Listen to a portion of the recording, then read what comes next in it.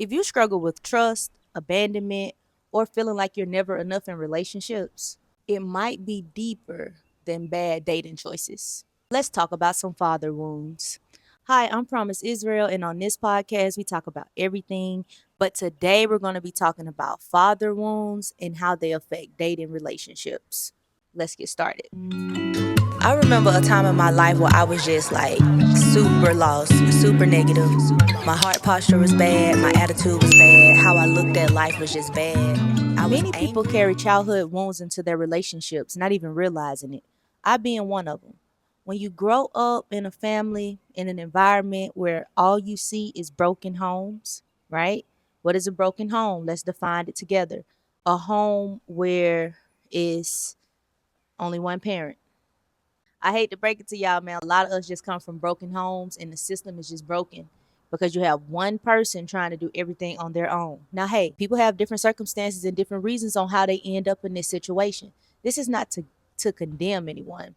This is only to let you know when you come from a broken home, a situation where you've only seen one parent, whether that's your mom or your dad. For me, I only saw my mom, right? So it was a part of me that was just totally abandoned. I did not understand what it felt like to be loved properly by a man, by your father. I did not understand what it felt like to be embraced in an appropriate way. My first experience with a man, true experience with a man, was, as most of us, you experience something through dating. That should not be your first experience of what proper love feels like from a man. And yeah, it is what it is. I'm an adult now. But just letting you know, big dog, it does affect you. It does. When your first encounter with a man, and it could be through inappropriate contact, and I can testify against that and testifying about that as well. So, not having my father in my life definitely affected me, and it affected just my outlook on men in general. All right. Grow without a father, like I said in a previous video, you leave yourself open just for the enemy to come in and deceive you, get you in a relationship that may be abusive or manipulative, because the enemy understands what you have and what you don't have. And he's going to work day in and day out to try to figure out what route he can take to corrupt you. All right. So he'll use things that you don't have. Me not having a dad, it affected me in a lot of ways. It just really did. When you become an adult, you just have to choose to heal, though. So, a few things that you might struggle with in relationships. And I don't want y'all to think for 1 second this video is about blaming your father for not being there. This video is just to really shed light on how you can navigate life once you notice that I didn't have my dad. This is what's going on in my life. And it might be because I didn't have my dad. And now that I'm an adult, how can I reshape my narrative? How can I change my life and my outlook on my life? I also think that not having a father also, it played a major part in me entering into homosexuality. And that's another video as well.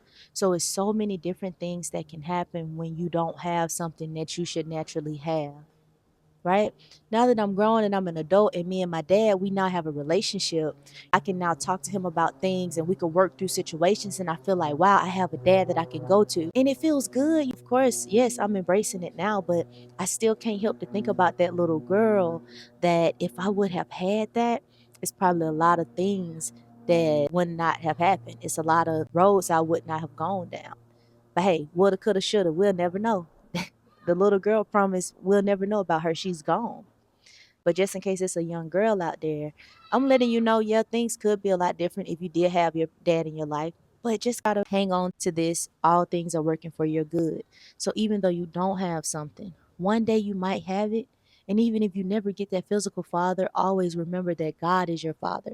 He's a father to the fatherless. Always remember that. Let's move on. What are father wounds? Father wounds are caused by absence, neglect, or abuse. Some people deal with physical absence, emotional absence. Some people have dealt with critical or controlling fathers, abusive fathers.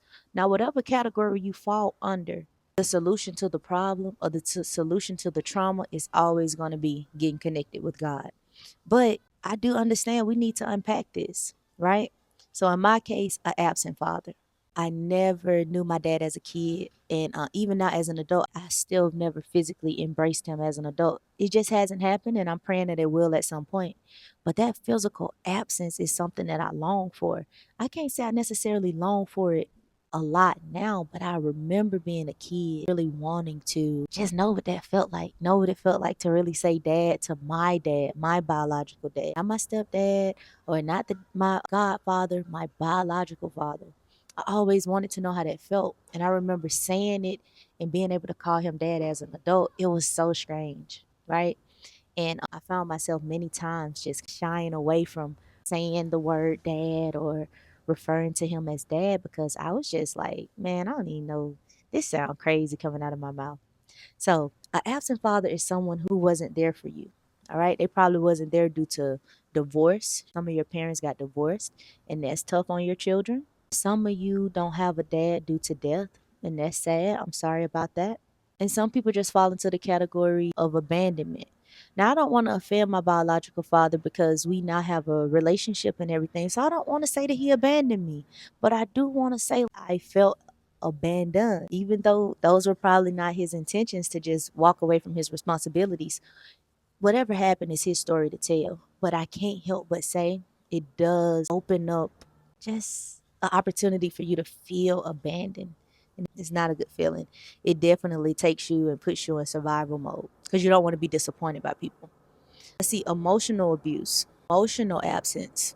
So some of y'all had a father who was there, but you really didn't have that emotional connection with him. He was probably distant, unloving, maybe cold. But typically fathers like this, they don't really know how to show emotions. And I could say that because my godfather, the guy who stepped in and he would do things for me, and I had opportunity to experience someone standing in the gap, but we never had an emotional connection. I never felt like I could really talk to him because he always came off so hard and so cold. Now, this is no offense to him. Some people just come from, that's all they know is like tough. So everyone does not have the privilege to develop and become something better than they know. One thing I can say, he was a provider. He did his best to protect me when I was with him, and he made sure people knew that, hey, that's my daughter. Although he wasn't my biological father, even having just a man step in and claim me, I think that was God's way of saying, hey, I know this is not what you want, but this is what I have for you. Embrace this. And I bought into it as a kid, allowing him to be that father to me, the only father that he knew how to be. Was he the most loving? No. Did he talk in the softest tone? No. Was he a gentle parent? Absolutely not.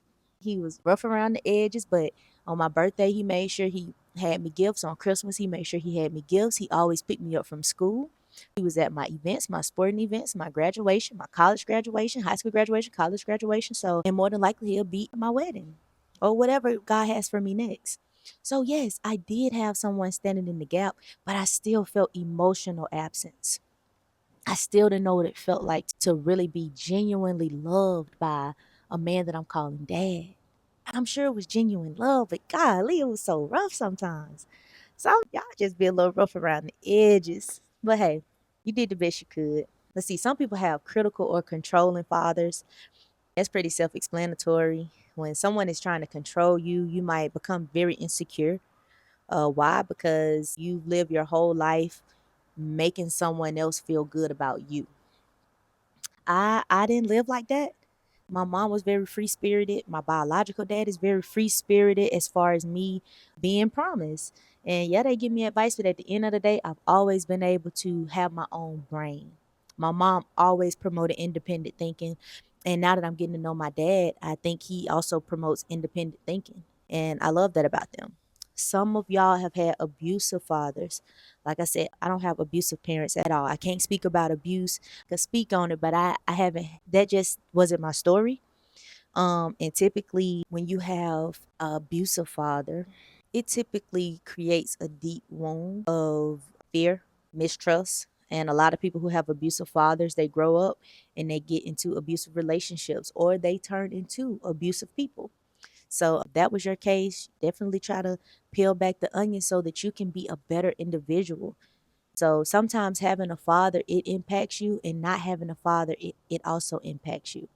It's kind of just the circle of life. So whatever your situation is, just try to hang on the fact that all things are working for your good. That little phrase right there, it always kept me hopeful. Times where I felt lonely, times where I was like, man, me and my dad ain't gonna get along. I ain't gonna never understand this. I ain't gonna never feel this. I wish I had a dad so I could understand guys. I had so many thoughts going through my head. And eventually I just decided to say, this thing gonna work on out. Because God was showing me in the midst of wanting and desiring to have a relationship with not just my father, but a better relationship with my mother. He was showing me that he was coming through for me. But sometimes, let's be real, we just have a hard time trusting the process. So, hey, if you fall under that category, just like I said, try to figure out how to have a vertical relationship with God, because he's going to be able to help you navigate through any and all situations regarding feeling fatherless, or feeling like you had an abusive dad, or feeling like you wasn't truly covered by your parent. And let's talk about how not having a father impacts dating and marriage. Number one, fear of abandonment and rejection. Women with absent fathers often feel the fear of being left. It could lead to becoming clingy or even becoming a person who self sabotages situations. Men who lack fathers, right?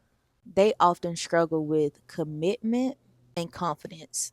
Now, let me just throw this out there to the fellas. When you haven't seen a strong father figure, when you haven't had that man covering you, overseeing you, and training you up, you really just trying to figure out how to be a man on your own. A woman can teach a woman how to be a woman. We have the same body parts, we have the same mindset to a certain extent.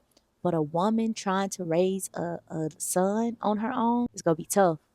It's going to be tough because it's going to be a part of him that's going to be underdeveloped. And it's a lot of men that are pushed out into the world so underdeveloped because what do y'all think a mama can do? She just is just very, I know a lot of people say, oh, women raise the strongest men. No, women, this is no shot to y'all, but this is no shot to us. But is no way that women can truly raise a man the way they're supposed to be brought up. And I know a lot of y'all are in that situation. And hey, I just want to say, hang in there. But you need to accept the fact that it might be something that young man is going to be lacking. And how can you successfully get him in a position to have a father figure if his biological father is not there? Hey, we'll talk about that in another video. Because sometimes you gotta just, as that ain't my business. A lot of women, they struggle with trusting and submitting to a man. A father's neglect can make it hard to trust authority or accept leadership in a relationship. I can truly tell you, learning to submit to your partner, and I'm not married, but you have to learn how to be a wife before you become a wife, and you have to know how to submit before you become a wife. You're not even a wife if you don't know how to submit. So, as I'm learning and developing into becoming a wife, I'm realizing I never saw anyone hold a submissive posture in my family. Why? I come from a family of single mothers. The men are just not there. I think it's like a curse. Some of us are just trapped in a generational curse. All right. But I'm saying all of that to say, I'm having to learn how to submit. I'm having to learn how to shut my mouth. I'm having to learn how to trust God. I don't even think I knew how to truly trust God and submit to God, because that's something that it's clearly something that you need your father's help with. When a man tells you to do something, it hits different than when a woman tells you to do something. Look, think about those kids. When somebody, I'm not going to get into that. Many people build emotional walls, keeping distance so that they can avoid getting hurt again. You're already hurt when you don't have a dad.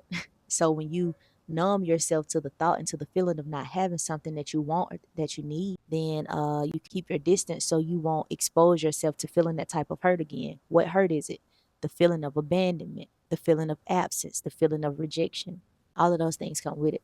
A lot of us, we start seeking validation in other places. What does that mean? Many people grow up seeking love from romantic partners that they did not get from their father. Number one, it'd be a bit overboard. I've been that person. You cannot take your unmet needs and just dump them on a person that you're in a relationship. It's unfair to them, and it's also unfair to you, because your expectations are going to be so high that the person that you're with, they not even going to really be able to just be who they are to you, because now they're having to service other places in your life that were under service. Now, I ain't saying turn away from people who didn't have a father or who didn't have a mother. I'm just saying when you enter into a romantic situation with a person like that, you got to handle it in a gentler way, because that person is probably going to be a little more emotional, a little more attached, just a little more because they lacked in a certain area. People who grow up seeking so much validation from romantic partners, they typically get caught in a cycle of continuing to make bad choices in relationships or continuing to sabotage good situations. A lot of times you're in a good situation, but since you didn't have a father, you don't even know what to do with it. You can't even recognize that that's a good man, or hey, this is a healthy situation, right? A lot of times when you don't understand the nature of having a father, you could take this issue into your workplace. You could feel like guys are being inappropriate with you when in fact you're just not used to receiving a compliment.